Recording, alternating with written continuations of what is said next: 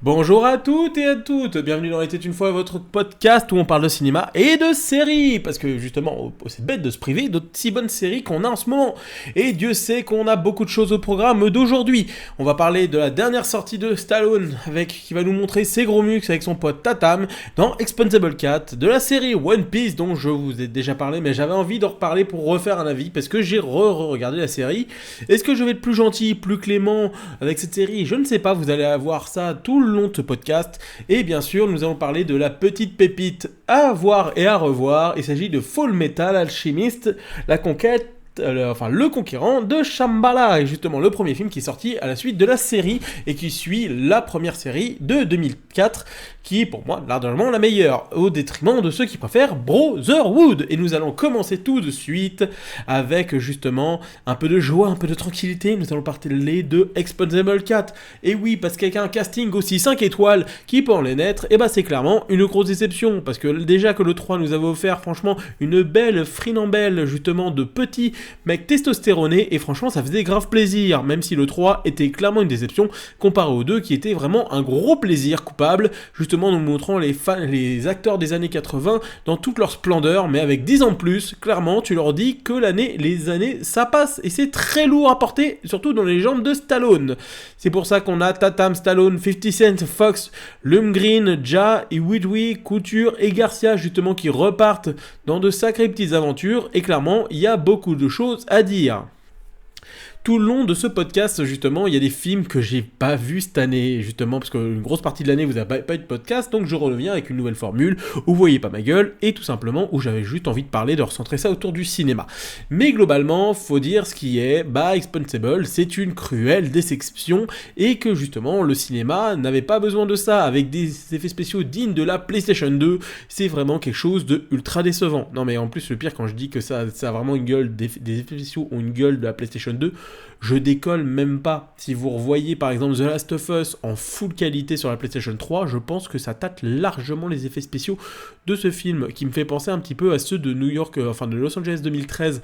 Et encore, Los Angeles 2013, il y avait un peu le prétexte un petit peu des effets spéciaux, la boîte des effets spéciaux avait coulé, donc clairement ils n'avaient pas pu fignoler tout le monde truc. Donc clairement, j'ai plus de compassion justement pour ce film-là, parce qu'au moins le reste est bon, le scénario est bon, les acteurs sont bons, là, il n'y a rien qui va globalement. Donc du coup, on va partir un petit peu du pitch de base. C'est bon, c'est les vieux des années 80 qui ont une mission, ça va faire bim bam boum. Voilà, on va résumer globalement ça. Même si le film essaie des pseudo-complexes avec un retournement de situation, on dit c'est moi le méchant, clairement, je trouve que ça coule vraiment le film, parce que l'intérêt du film c'était quand même les scènes d'action. Perso, je retiens pas le 2 pour son scénario expendablesque, mais je me souviens surtout par la bonne scène d'action du début avec le tank qui justement m'avait beaucoup fait marrer à l'époque, et surtout aussi le combat Stallone versus Van Damme qui m'a fait vraiment décrocher un sourire et de revoir Van Damme sur les devants de l'affiche. Et aussi parce que les Chuck Norris Facts, c'était quand même sacrément drôle.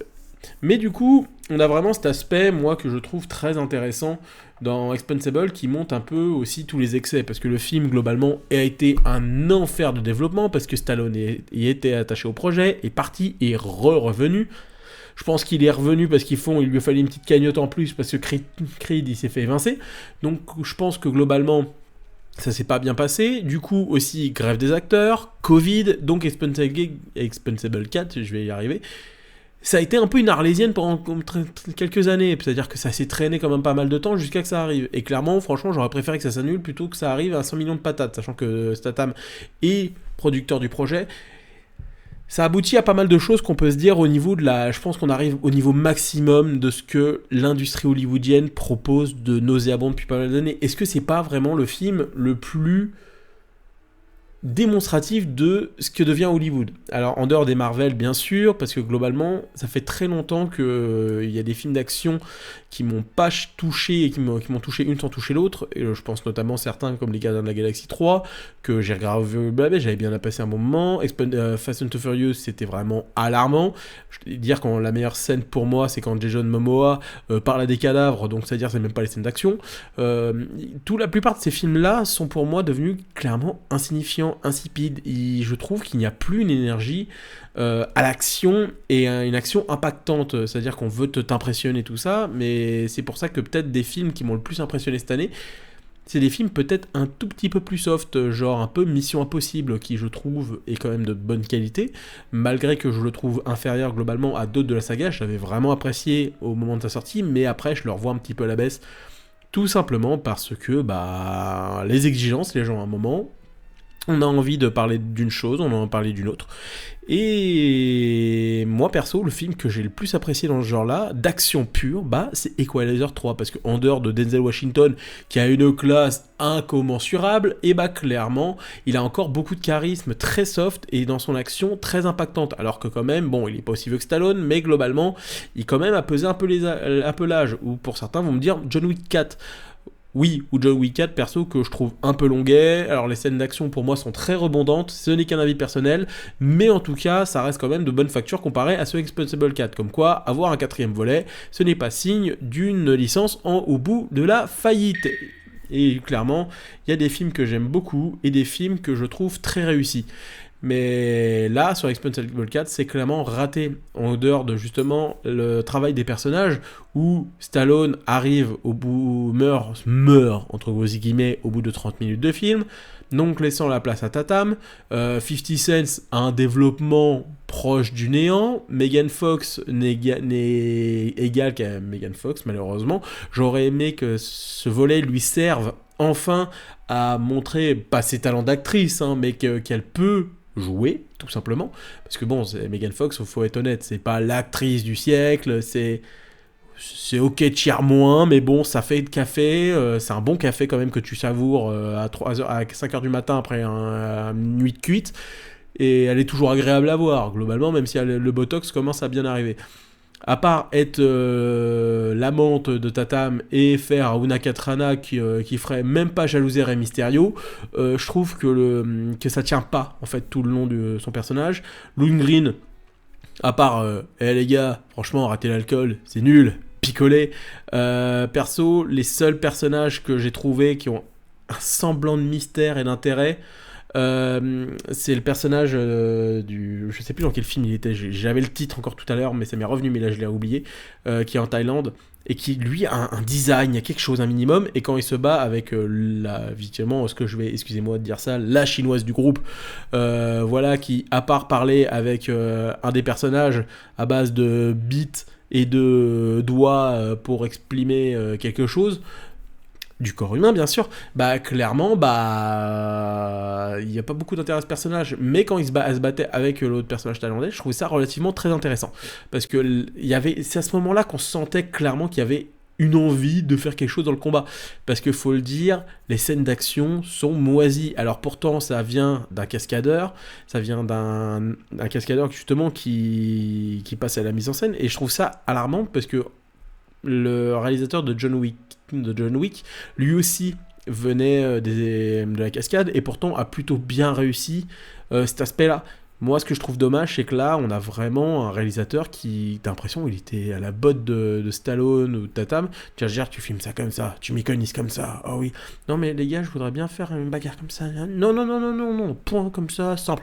On sent clairement qu'il est yes-manisé à balle, et que l'intérêt, clairement, n'est pas de mise tout le long de son interaction. Moi, je trouve ça très alarmant, et que Expendables 4 va, je pense, tuer une licence, parce que le film est en train de faire un four, à moins que tel en eau trouble, parce que je ne comprends pas le succès de En eau trouble. Alors perso, moi je vais le voir parce que j'ai envie de déconner, regarder de la merde, un bon coup pour me vider la tête d'une semaine compliquée, mais là, clairement, j'ai même pas l'impression d'être distrait, j'ai l'impression que le film me chie à la gueule, le film me chie tout ce qu'il a d'entrailles qui lui reste, c'est parce que c'est quand même des vieux boomers quand même qui essaient de tenir le coup, et surtout il y a le message que je trouve assez puant, parce que là où avant on mettait un peu en avant la nouvelle génération qui arrivait, et là je pense que clairement ça devait arriver, en fait là ils sont juste en train de se lustrer le poireau, en dire regardez la génération old school, on est quand même sacrément trop fort. Et justement il y a quelques années ça parlait d'un Expendables au féminin, et je pense que moi, faire un Expendables au féminin, ça me dérange pas tant que ça, parce que Ça peut être très intéressant de lancer de nouvelles têtes des femmes qui vont faire du film d'action. Et ça peut être vachement sympa. Alors que là, je trouve que on arrive sur une licence qui... Là où Pirates des Caraïbes, ça me dérange un peu plus. Parce que c'est Jack Sparrow, Pirates des Caraïbes, autant lancer une nouvelle saga, un nouvel univers autour de pirates féminines. Là où Expendables, je pense que tu peux aller terrer quelque chose, ou même dans le cadre de la série, je pense que Expendables en série d'action, je pense que ça peut être formidable à voir. Donc, est-ce que je vous conseille d'aller le voir ? Non, je pense préservez-vous pour ce mercredi 10 octobre pour aller voir le nouveau Scorsese qui clairement va être une bonne petite dynamite.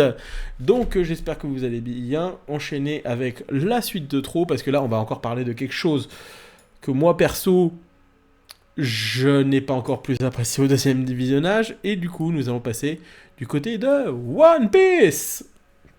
Et là, j'en ai parlé avec des gens, qui ont globalement adoré la série One Piece, qui ont vraiment aimé cette série de bout en comble, disant oui, mais c'est formidable, j'ai passé un super bon moment devant cette série. Moi perso, je vais persister sur un truc, c'est quand même la série en cosplay la plus chère de l'histoire. Non, mais je vais être honnête avec vous. Je trouve que globalement, cette série manque de beaucoup de choses. On va commencer étape par étape. Alors, on va commencer déjà l'histoire. L'histoire, perso, vous allez me dire, oui, mais globalement, ça sent plutôt bien le manga. Ça sent plutôt bien le manga. Mais je vais vous dire qu'il y a un cruel défaut dans tout ça. Clairement, c'est vide. Alors, l'histoire du manga, oui. Mais par contre, tant qu'on dépasse pas l'intérieur, et là je vais vous expliquer quelque chose, que j'ai un véritable problème avec cette série. One Piece pour moi est raté sur ce cadre pour la simple bonne raison que en fait ça suit le manga. C'est pas que ça suit le manga qui me dérange, c'est qu'en fait ça suit le manga sans assommer le côté vraiment pour moi qui est important dans One Piece, c'est-à-dire le côté voyage. Découvrir des univers, découvrir des villages, découvrir des cultures. Et justement, je n'ai pas ce côté-là pour moi qui fait l'intérêt de One Piece. Alors certes, vont me dire, oui, mais au début, là, sur Ice Blue, qui n'est pas forcément le plus intéressant. Mais je vais vous dire une chose, très humblement, très simplement, bah justement, moi, c'est une période que j'aime beaucoup, Ice Blue. Parce que ça m'a permis de découvrir justement les créatures, l'ambiance, justement. Et par exemple, vous voyez que la série ne nous montre jamais un seul plan large des villages. C'est-à-dire quand Luffy arrive dans le village où est Zoro, et bah clairement, bah le mec,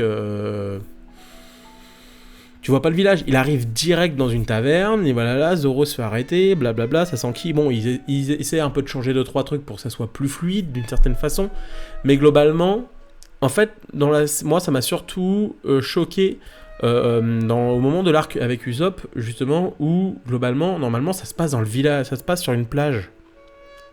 Et là, du coup, toute la série se fait, ce moment de la série se fait, du coup, dans le manoir.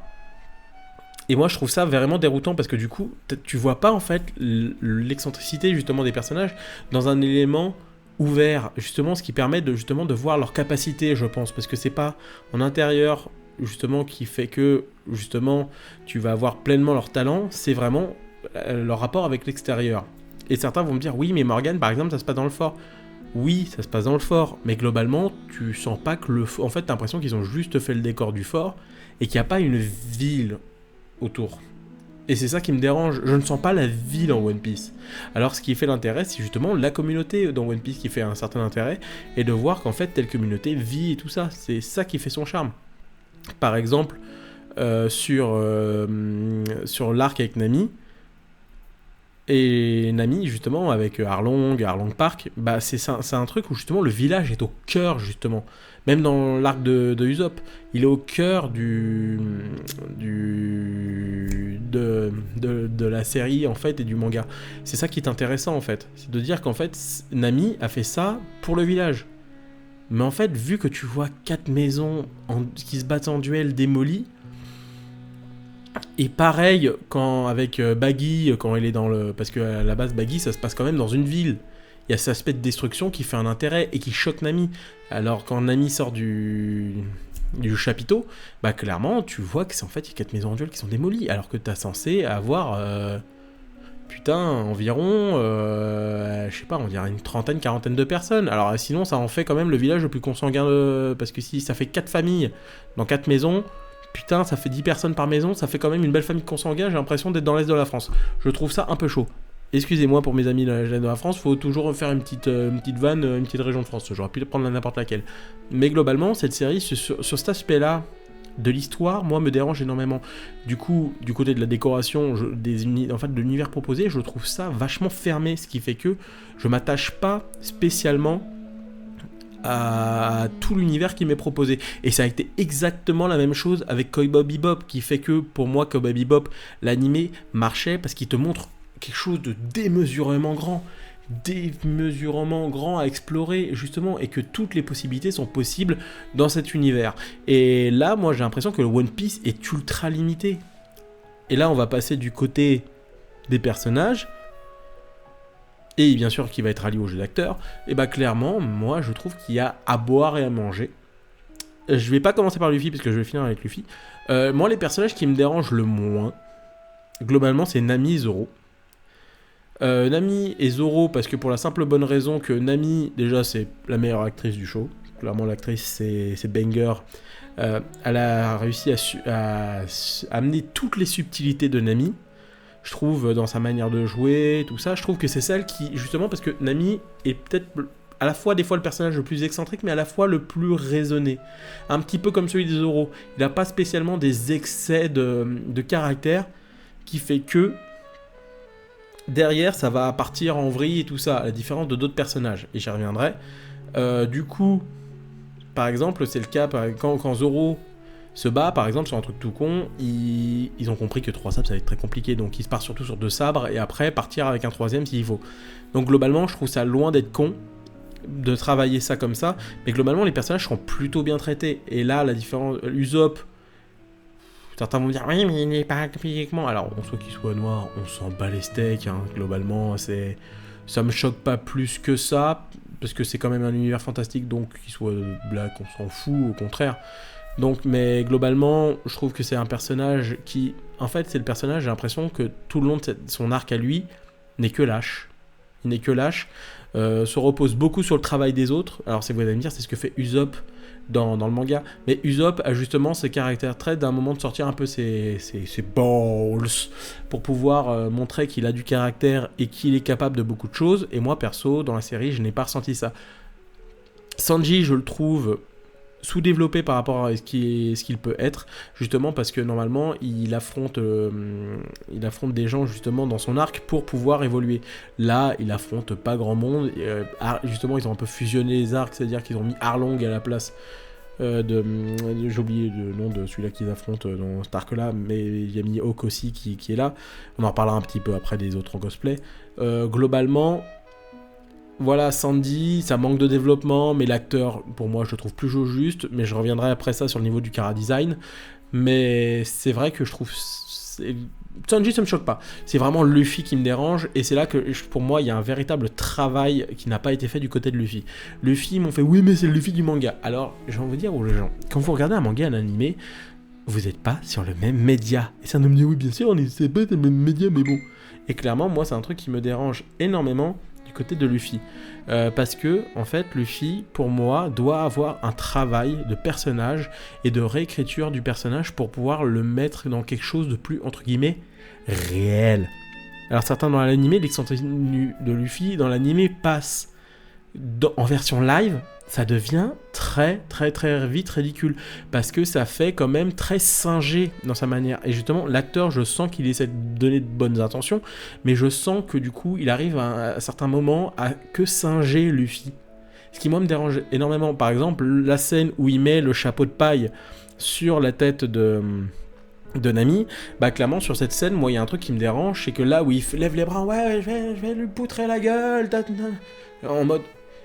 Alors que tu peux faire tellement plus classe, avec tellement plus soft, juste, t'inquiète pas, je vais m'en occuper, fin, et voilà, sans enlever les lairs, sans l'excentricité, oui mais ça enlève l'excentricité, mais ça montre aussi justement que Luffy, il peut déconner, mais sur le bateau et tout ça, mais par contre, quand il doit être en mode serious business, il doit être en serious business. Et qu'à un moment, c'est ça aussi qui fait la force et l'intérêt de Luffy.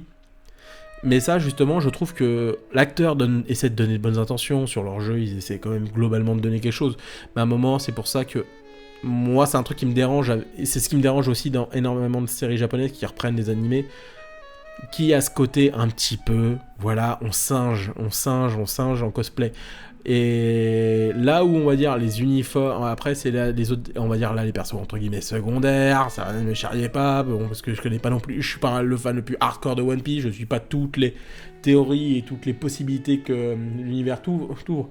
Moi perso, je relis actuellement One Piece, mais à mon rythme, doucement, parce que j'aime prendre mon temps pour lire un truc.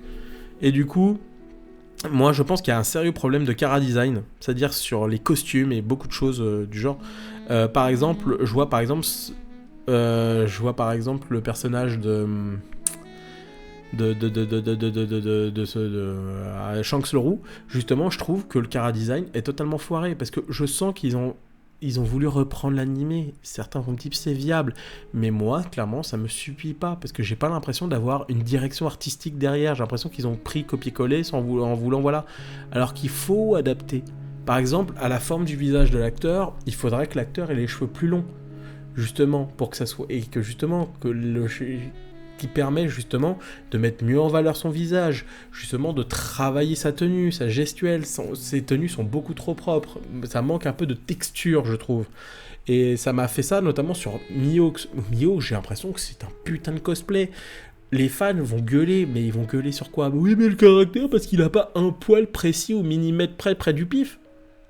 Bien sûr qu'il y aura des chieurs qui vont gueuler, mais à un moment, Mihawk, excusez-moi, c'est quand même ridicule. Je le vois, je suis en mode, sérieux, allez, vas-y gamin, reprends ton épée en plastoc, va à Japan Expo et arrête de m'emmerder. Et moi, c'est des trucs qui me dérangent énormément au niveau de la direction artistique, que franchement, je ne pensais plus revoir aujourd'hui, après le fiasco Cowboy Bebop. Mais non, finalement, bah, si, c'est possible, en fait, de faire encore plus minable que minable. Mais bon, après, ça, c'était un peu... voilà. Après, est-ce que la qualité de la série... voilà, en pâtit. Moi, globalement, c'est un truc... En fait, il y a trop de trucs qui me dérangent sur la série pour qu'en fait, l'apprécier pleinement. Par exemple, c'est pour ça que j'aime beaucoup une série à l'inverse comme The Boy, où j'ai l'impression qu'en fait... pourtant, qui est une adaptation de comics, certains vont me dire oui, mais c'est un comic indien qui est pas pareil, qui est moins connu. Oui, mais bon, après la série, je pense que le comics c'est quand même bien vendu, je pense qu'il a pris quand même pas mal en popularité, et que derrière, en fait, The Boy, moi, quand je vois la série, je me dis, ça fait pas cosplay. Et justement, parce que les pouvoirs sont plutôt bien respectés, la manière dont ils se battent est crédible. Et en fait, dans One Piece, par exemple, les effets spéciaux, soyez un petit peu honnête, autant les effets spéciaux pratiques que sur la gueule d'Arlong et ses copains, je trouve ça chaud parce que il y a pas très longtemps, je me suis refait la saga Pirates des Caraïbes avec des copains. Quand tu vois Davy Jones, tu fais ok, c'est plausible, tu sens la texture et tout ça. Là, je vois ça, mais je fais les gars, mais c'est dégueulasse. Et pourtant, Pirates des Caraïbes, ça a plus de 10 ans. Ça a presque 10 ans, les 3 premiers films. Donc arrêtez de me dire, là on me dit oui, non, franchement, tu dis ça, mais c'était mieux avant. Oui, bah sur le coup, j'ai envie de dire oui, c'était mieux avant, parce qu'au moins on prenait le temps de faire des beaux effets spéciaux. Hein. Merci pour Ant-Man 3 d'ailleurs, qui nous a bien montré à quel point ça peut être hideux, les effets spéciaux mal faits. Et Expendables 4 aussi, hein, parce que nous rappeler que c'était quand même sacrément de la mouise. Et du coup, là, les effets spéciaux, globalement, sont pas très bons, je trouve, alors que c'est une série qui a mis du budget dessus, alors que The Boy, ça doit être kiff-kiff, voire un tout petit peu plus, un tout petit peu moins, et pourtant, je ne vois pas ça. Donc clairement, je me pose la question chez Netflix, si clairement, il y a cette possibilité, justement, que les effets spéciaux soient bâclés. C'est... Perso, je trouve... Il y a pas mal de choses, franchement, qui moi, me dérangent dans cette série. Alors, ce n'est que mon avis strictement personnel. Vous avez tout à fait le droit d'apprécier la série. Mais globalement, Moi, je trouve ça ok tiers, c'est-à-dire que c'est moyen moins pour moi. Voilà, c'est pas la série de l'année. Moi, perso, si je devais avoir ma série de l'année, à mon goût, personnellement, mon avis, franchement, je me suis beaucoup... Il y a des séries où je me suis beaucoup plus amusé cette année.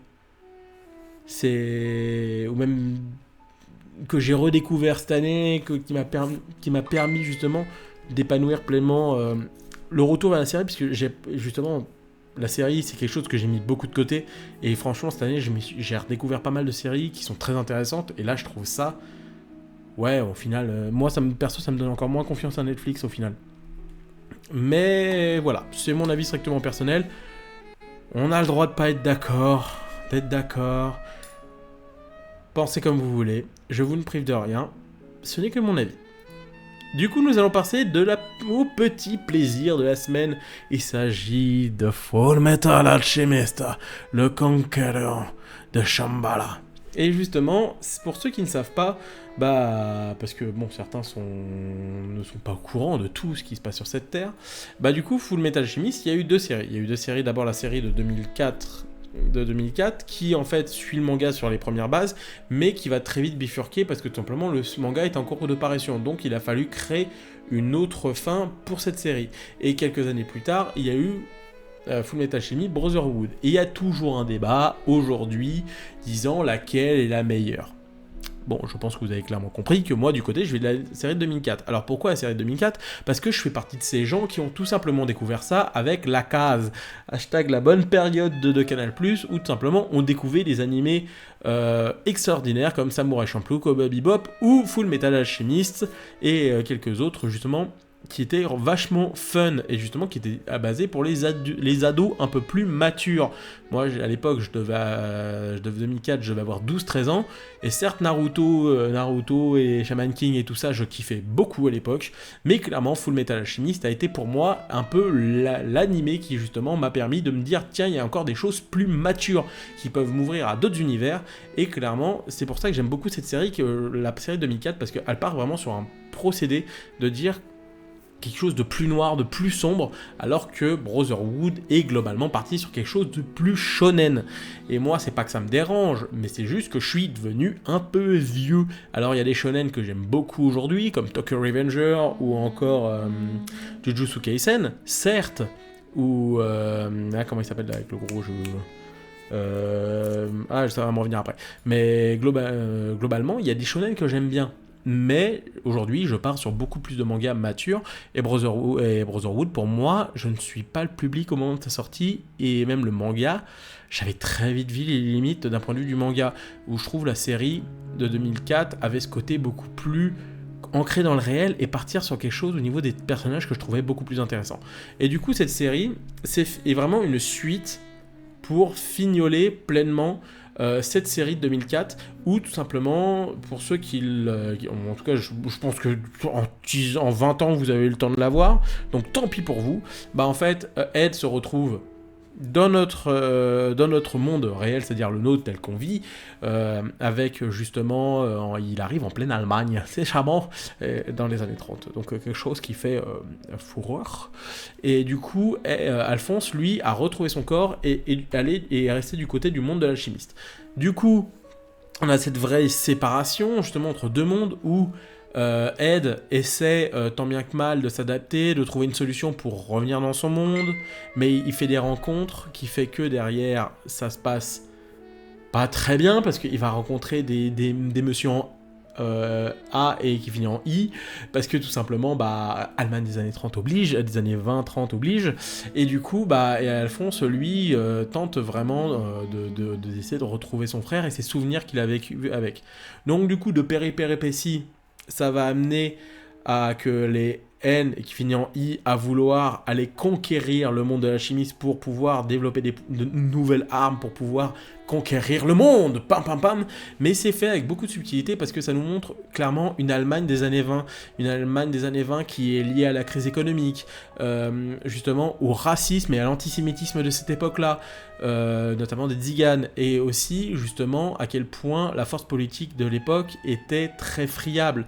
D'ailleurs, c'est ce qui a donné beaucoup de choses, parce que ça s'arrête au moment du coup d'état de ce cher Charlie Chaplin pour les intimes. Mais du coup, il y a ce côté vraiment où c'est concret dans le réel, mais tout en restant justement avec cette fantaisie de l'alchimie. C'est-à-dire qu'au moment où Alphonse et Édouard se réunissent et du coup vont essayer de combattre ce mal, en étant enfin réunis, c'est-à-dire deux frères qui se retrouvent, et clairement, c'est, je trouve, quelque chose d'émotionnellement très beau, où deux frères séparés tentent vraiment de se retrouver. Et moi, perso, je trouve ça magnifique. C'est une série que je trouve très bien écrite, qui fait une très bonne fin. Alors, pour certains, ça peut être une fin un peu douce amère, parce que justement, on sait tous l'amour que Ed a avec Wenry, que clairement, il part pour sauver un peu son monde, vulgairement. Et du coup, derrière, il y a cet aspect où il est prêt à sacrifier ça. Et Wenry le compris. Et elle même fait son deuil de sa relation avec Edward. Donc du coup, globalement, il y a plein de choses intéressantes qui sont fignolées dans cette série, dans ce film, qui fait que c'est vraiment un facteur, je trouve, émotionnel très réussi. Avec en plus... c'est toujours un gros plaisir de voir Roy Mustang, de voir Armstrong, de voir Hawkeye. Il y a vraiment ces personnages qui sont très attachants, qui ont fait un peu leur vie. C'est ça qui est intéressant, c'est-à-dire Mustang a fait sa vie. Alors avec ce qui s'est passé, il s'est mis de côté, il a appris de ses erreurs en tant qu'humain, de ce qu'il a fait à Ishbal, de ce qu'Armstrong aussi à Ishbal. Hawkeye a évolué aussi. Donc globalement, les personnages ont très évolué. Il y a aussi, moi je trouve, un des personnages qu'on voit très peu, mais des personnages qui est Envy, qui est notamment en forme de dragon dans le monde réel, qui justement est une véritable métaphore justement de l'enfant déchu, justement, qui moi je trouve très intéressant. Je trouve ça très sympa comment ça a été fait, et c'est un film que pour ceux qui ne l'ont pas vu, globalement on introduit très vite la narration entre Edward et Alphonse, qui fait que on se perd pas totalement. C'est-à-dire ceux qui n'ont pas vu la série vont dire ouais, ça peut être compliqué d'accès, mais en fait je trouve pas tant que ça, parce qu'on t'explique relativement bien les aboutissants de ce qui s'est passé avant, et que en fait tu comprends très vite que Edward veut retourner dans son monde et que Alphonse veut retrouver son frère. Donc c'est quelque chose que perso je trouve très beau et qui mérite clairement un intérêt de regarder ce film Full Metal Alchemist, pour vous, tout simplement pour étendre votre univers, l'univers Full Metal Alchemist, et parce que c'est peut-être une des séries, pour moi, qui m'a le plus marqué dans mon adolescence, et qui, franchement, vaut clairement le coup. Je pense qu'il y a tellement de choses à voir dans cette série que c'est un univers tellement riche que c'est un gros plaisir. Alors perso, je n'aime pas Brotherhood, je n'aime pas le film qui est sorti derrière, mais en tout cas, ça reste quand même un peu le haut du panier en termes de manga et d'animé, mais comparé des fois à ce qui peut se faire sur certaines choses aujourd'hui. Même Sakamoto Days, que je trouve vraiment un très très très bon manga d'ailleurs, mais on n'est pas là pour parler de manga, on est là pour se parler de cinéma et de série. Donc globalement, c'est un vrai conseil que je vous conseille, un vrai conseil du cœur. Regardez ce film, ça vaut largement le coup.